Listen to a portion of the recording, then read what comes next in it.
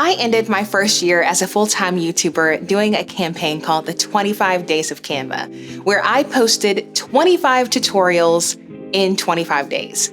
When my friends found out what I was doing, they asked a whole lot of questions. So before I hopped into the content for this year, I wanted to take a quick look back and let you know my lessons learned from posting daily on YouTube.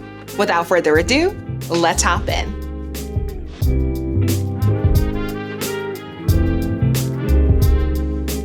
Hi, my name is LaShonda Brown, and I'm the creator behind Bootstrap Biz Advice, where I teach people how to grow a biz without breaking the bank. One of the cool things about me is I actually had the privilege of serving as a Canva verified expert. So in December, I decided that I would challenge myself to create 25 tutorials about Canva. Now, doing that campaign helped me to condense a lot of content creation in a very short amount of time. And I learned 5 specific things that will help you if you are interested in creating content for YouTube in 2023. Content goal, time-based or evergreen. One thing that is unique about YouTube is your content will live much longer than the 24 hours after you post it. It's completely different from Instagram in that regard. So think about your Instagram account. No one is going to dig through your Instagram account and look at videos that you posted 6 months ago or 12 months ago. But because YouTube is actually a search engine on top of being a social platform, you've got to think about how long you want that content to be applicable. So if it's time-based and you are promoting a webinar or a course, it's best if you leave that time-based information at a specific point in the video so that people can continue watching it later. But if you want to create something evergreen, keep that in mind as you are creating your video. The difference between an evergreen or time-based video is you keep in mind with the words that you say, the graphics that you use, and even the links that you refer to, that people may see this months and months after you post it to the platform. So that was the biggest change that I made between the Canva Create-a-thon, which was my version of this challenge 3 years ago, and what you saw in December. In December, I had that mindset that, okay, people may actually watch these videos 2 years from now. And how can I make sure that the content is still relevant if they were to watch it months after I posted it? That is one of the biggest lessons that I learned, is really keeping that in mind when you're creating. So you don't have to worry about content no longer being applicable months and months later because you've kept that in mind. So feel free to do time-based content on YouTube, but you can either make that shorter, you can make it a YouTube short, or you can keep it to one specific part of the video. Otherwise, keep in mind, you are building a library of content rather than simply posting in the moment. Topic research, TubeBuddy and YouTube Analytics. TubeBuddy is a fantastic tool that you can utilize to search through YouTube and find out what people actually need content about.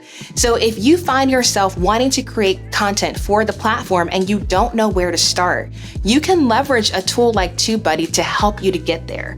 Otherwise, this is what I would encourage you to do if you have an existing YouTube channel. What I did was I actually went into my YouTube analytics and I looked at what were the most popular Canva tutorials that I had in the past. That helped me get a better idea of the types of topics that people resonated with. So instead of starting from scratch, I really was able to use that data to create content for my audience with clarity. I knew what they liked, I knew what they were interested in, and I knew the things that didn't really click with them. And so I would say utilizing tools like YouTube Analytics and TubeBuddy is a great way to get yourself from I want to create a video to what will people actually like to watch. Create a video format for your channel. I realized during this campaign that I really needed to not reinvent the wheel every single video. It became so much easier when I was able to look at the format and simply plug and play the topics into it. So in this case, I made up in my mind that a Canva tutorial had 3 important parts: an introduction to the topic, a screen recording showing you how to do it, and an outro. Once I had that format for my tutorials, it was so much easier for me to batch content and to keep myself from having to start from scratch every time I wanted to create a new video. Now, every channel is not going to be a tutorial-based channel like mine, but creating a format for yourself will be super helpful. For some people, they have a similar way that they greet their audience when they start a video, and that's something that gets them into the mood for creating content and makes it easier for the content to flow. So every video doesn't have to be super unique. In fact, it's really comforting when people have something familiar to look forward to. So whether that is an opening animation or a phrase that you say to greet your audience, find a format that works for you so you can focus more on the content than what the format will be from video to video. Develop templates, upload defaults, and Canva thumbnails. One thing you may not realize about YouTube is you can actually go in and pre-program your descriptions on your videos. I found this to be extremely helpful for the 25 days of Canva because I didn't have to worry about finding those links over and over and over again. I was able to simply customize the beginning of the description, and I had that format already loaded in for me. So my biggest encouragement to you when you're creating content for YouTube is try to reduce some of the friction.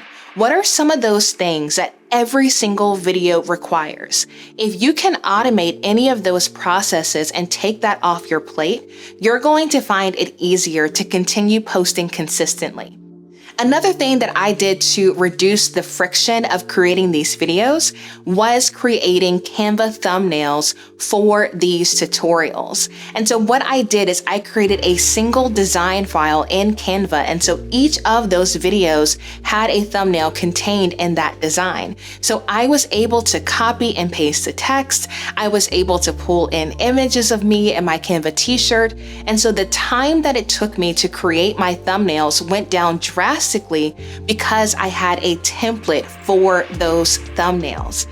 So anything that you can do to save yourself time when you're creating YouTube content is going to allow you to continue to focus more on the content and less about creating the content from scratch.